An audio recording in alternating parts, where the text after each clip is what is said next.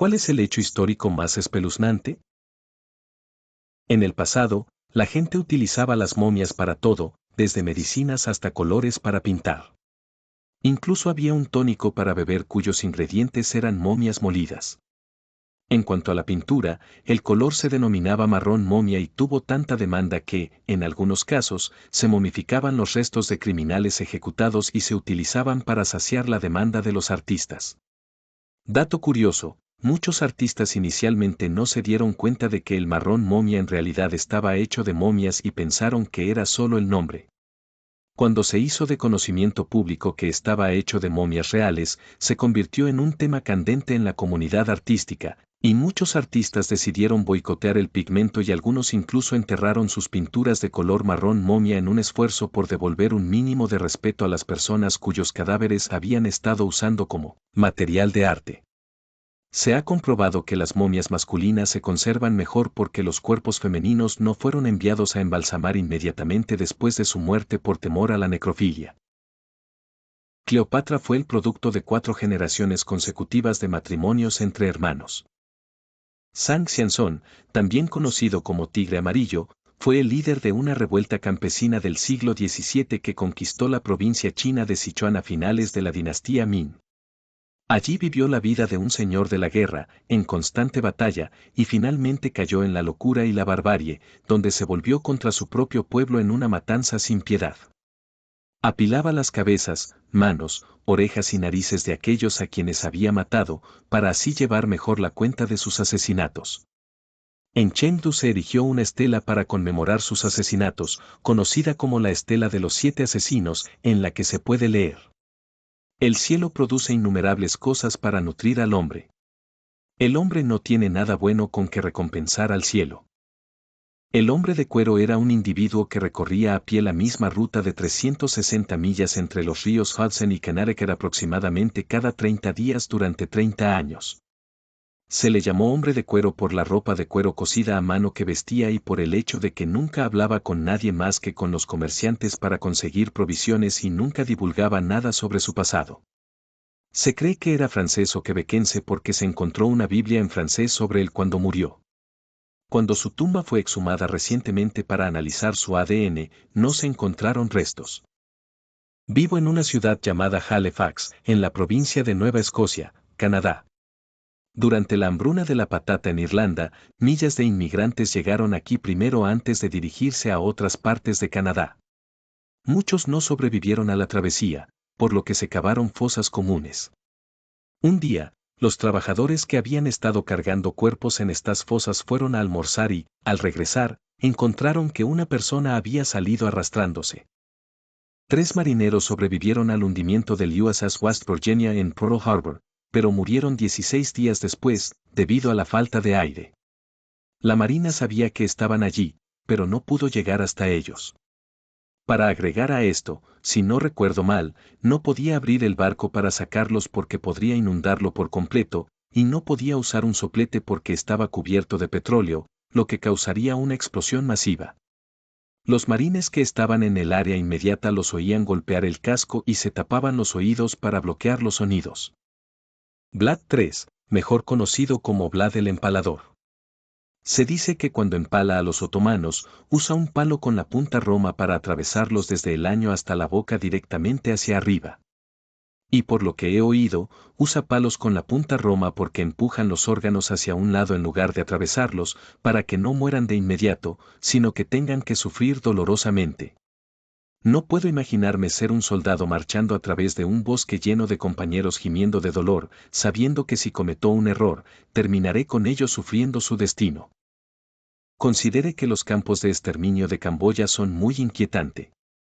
Pol Pot asesinó a un gran porcentaje de su país mediante el hambre y, por supuesto, la ejecución. Hay mucha información sobre este tema. El experimento del pequeño Albert, cuyo objetivo era descubrir si el miedo estaba arraigado en nuestro cerebro o era enseñado por los padres. A un bebé le mostraron varias cosas: cachorros, conejos, ratas, máscaras, periódicos en llamas, etc. Como era un niño, no reaccionaba a ninguna de ellas. Después de esto, comenzó a presentarle cosas suaves y esponjosas al niño mientras golpeaba un gong con un martillo detrás de una cortina para asustarlo. El niño desarrolló una fobia a las cosas blancas y esponjosas. El experimento terminó porque el niño que estaba secuestrando de la guardería de su campus se había mudado con su madre. Es probable que el pequeño Albert todavía esté vivo y psicológicamente jodido como resultado de este experimento. Él no estaba secuestrando al niño, la madre era enfermera en el hospital en el que trabajaba Watson, ella dio permiso para que el niño fuera utilizado. Watson afirmó que estaba planeando eliminar el miedo del niño a través del mismo proceso, nadie sabe si esto era cierto, pero la madre sacó al niño del programa antes de que pudiera suceder porque podía ver el efecto negativo que estaba teniendo en su hijo, y Watson finalmente fue despedido por acostarse con una estudiante. La balsa de la Medusa. En 1816, Francia envió un barco llamado Medusa para recuperar la colonia africana francesa de Senegal. El capitán fue designado en base a criterios políticos más que a méritos. El capitán Dunfuck terminó haciendo que el barco se estrellara contra un banco de arena y se negó a deshacerse de los cañones para que el barco fuera lo suficientemente ligero como para volver al mar. La balsa gigante que construyeron para contener la carga del barco se usó finalmente para hacer flotar a las 147 personas que no cabían en los botes salvavidas. La idea era que los botes salvavidas pudieran remover la balsa hasta la orilla. Los encargados de los botes salvavidas, incluido el capitán Dunfuck y el gobernador, decidieron cortar la balsa y dejar a todos por muertos mientras navegaban hacia la tierra. Después de 2 semanas, solo quedaban 15 hombres con vida en la balsa y vaya si tenían una historia que contar. Probablemente no sea el más espeluznante, pero aún así resulta inquietante. Los guerreros japoneses, durante muchas batallas, solían decapitar a los generales / superiores enemigos y presentárselo a su señor / general en la cena como entretenimiento después de ganar la batalla. Uno de los acontecimientos más espeluznantes que les cuento a mis alumnos en mi clase de civilizaciones occidentales es el juicio eclesiástico al Papa Formoso alrededor del año 875 después de Cristo. Este acontecimiento se llamó Sinodus Horrenda, también conocido como el Sínodo del Cadáver. Formoso llevaba muerto 7 meses, pero el nuevo Papa, el Papa Esteban VI, alguna vez necesario exhumar el cuerpo de Formoso y llevarlo a la corte papal para que respondiera por las acusaciones de perjurio y de acceder al papado ilegalmente. Es cierto que la Iglesia Católica ha pasado por muchas cosas extrañas a lo largo de su historia, sin embargo, este acontecimiento siempre provoca una reacción, especialmente cuando se muestra el cuadro de John Paul Lawrence.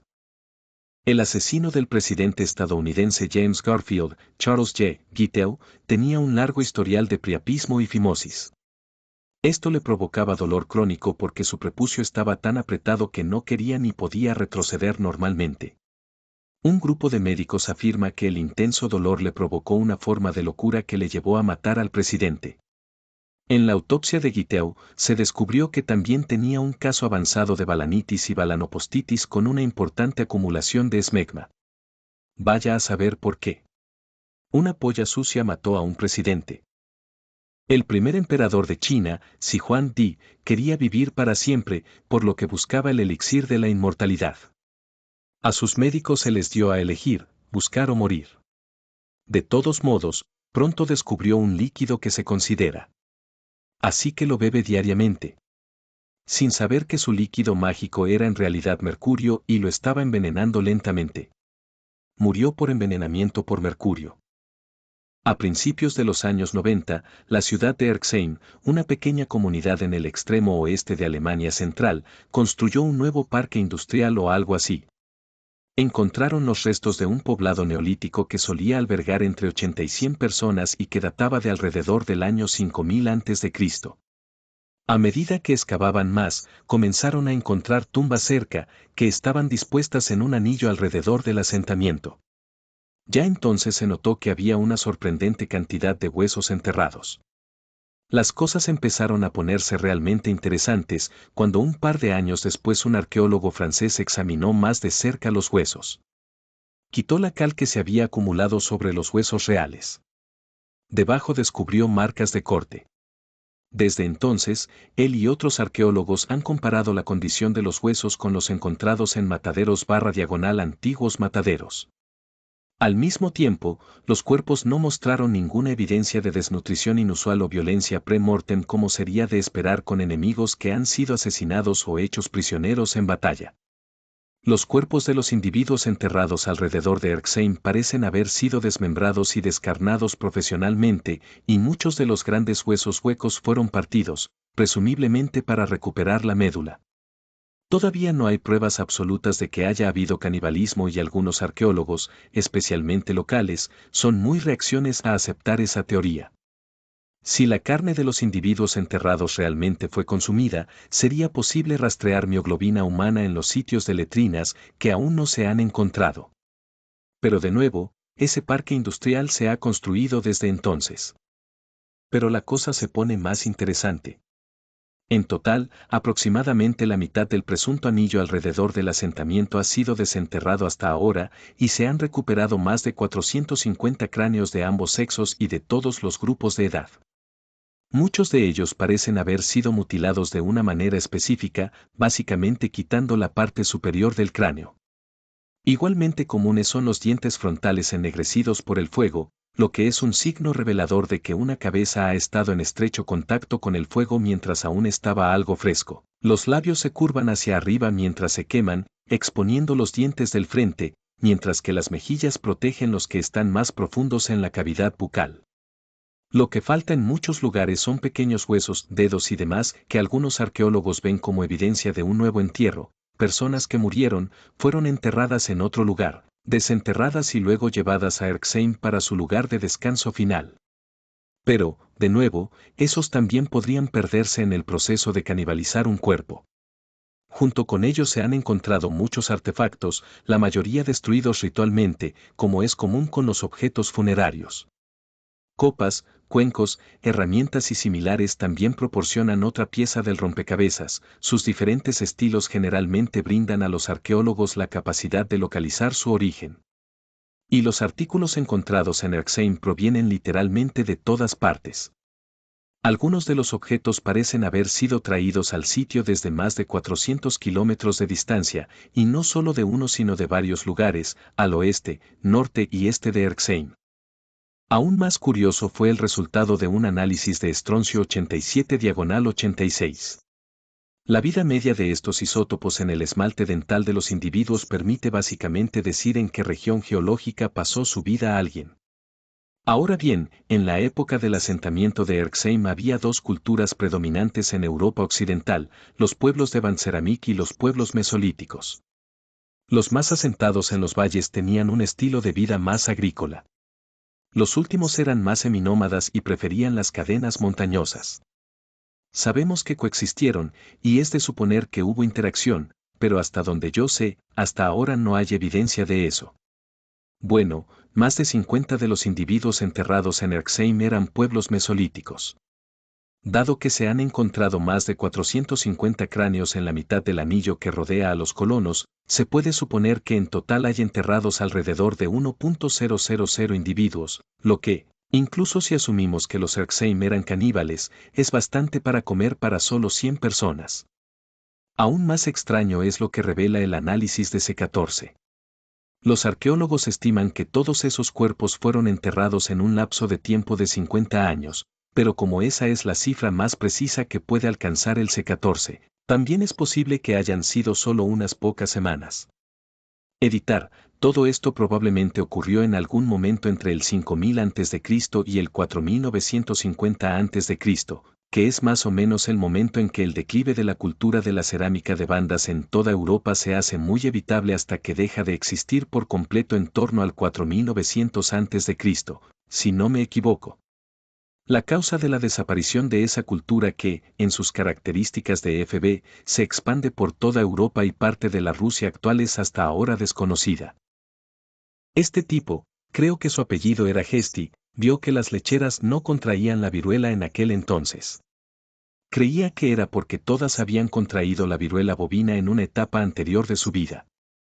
Para demostrarlo, tomó pus de una vaca infectada y le pagó a un hombre para que infectara a su hijo. Lo infectó usando una pequeña lanza para introducir el pus en el pobre niño. Después de que el niño terminó con la vacuna viruela, este tipo Gesti lo expuso a la viruela, que lo mató o desfiguró en ese momento. A todo esto, el padre de este niño le respondió, no me importa, me pagaste. Bueno, ese niño no se enfermó y por eso se realizó la primera prueba de vacuna. Hay una leyenda que mi abuelo nos leía cuando éramos niños sobre un tipo llamado Sonny Bean. Supuse que era una tontería, pero resulta que es probable que haya algo de verdad en ella. Sawney era el jefe de un clan en Escocia en el siglo XVI. Básicamente, él y su esposa Agnes tuvieron 6 hijas, 8 hijos y un montón de nietos que fueron fruto del incesto. De todos modos, a falta de ganas de trabajar, Sawney y su familia comenzaron a asaltar aldeas locales y a los viajeros en busca de dinero y suministros. El clan llevaba los cuerpos a la cueva, donde los mataban, los desmembraban y se los comían. Conservaban los restos en vinagre y los almacenaban. Los lugareños se dieron cuenta de que muchas personas desaparecían por la noche y con frecuencia buscaban a los culpables. Se dice que incluso encontraron la donde vivían los frijoles cueva, pero no creyeron que fuera habitable. La historia cuenta que personas inocentes fueron linchadas por los asesinatos durante los años en que los lugareños buscaron al clan de Sawney. Finalmente fueron atrapados cuando intentaron tender una emboscada a una pareja de recién casados que viajaban por una carretera. Atraparon y asesinaron a la esposa, pero el esposo logró defenderse con su espada y pistola antes de ser salvado por el grupo de novios que viajaba por la misma carretera. El rey, Jaime V probablemente, ordenó que se formara una patrulla de 400 hombres y con la ayuda de perros de caza que encontraron la cueva. Al parecer se encontraron partes de cuerpos colgando de las paredes, barriles llenos de órganos encurtidos, joyas de millas de víctimas. Dicen que Sawney fue llevado primero a Edimburgo y luego a Glasgow, donde fue asesinado sin juicio, ya que fue considerado infrahumano. A Sawney y a sus compañeros les cortaron los genitales y los arrojaron al fuego, les cortaron las manos y los pies y los dejaron desangrarse hasta morir, mientras Sawney gritaba sus últimas palabras, esto no ha terminado, nunca terminará. Después de ver morir a los hombres, Agnes, sus compañeras y los niños fueron atados a estacas y quemados vivos. Se afirma que pueden haber matado hasta 5.000 personas, pero como los registros eran bastante pobres en aquel entonces y el modo clandestino en que operaba el clan, es difícil saberlo. De cualquier manera, es una linda leyenda para contarle a un niño, y posiblemente basada en la verdad. Madame Delphine LaLaurie era una mujer adinerada de la alta sociedad de Nueva Orleans, Luisiana, que resultó ser una sádica y asesina en una serie sumamente inquietante que poseía una cámara de tortura secreta en el ático. Torturó y mató a sus sirvientes y fue descubierto debido a un incendio que se inició en su casa. Los Einsatzgruppen siempre me han asustado. Eran los escuadrones de la muerte nazis que iban por ahí disparando a la gente en fosas comunes. Pero empezaron a volverse locos al tener que mirar a la gente a los ojos y dispararles, así que al alto mando se le ocurrió la idea de los campos de exterminio. Toda la serie de acontecimientos es básicamente el peor juego de dominó de la historia. Edición, además, creo que el costo de las balas era demasiado alto, otro factor que contribuyó al desarrollo de las cámaras de gas. Ya que estamos en el tema, solían asfixiar a la gente en furgonetas con gases de escape introducidos. Gracias por ver mi contenido, suscríbete y deja un me gusta para ayudar al canal.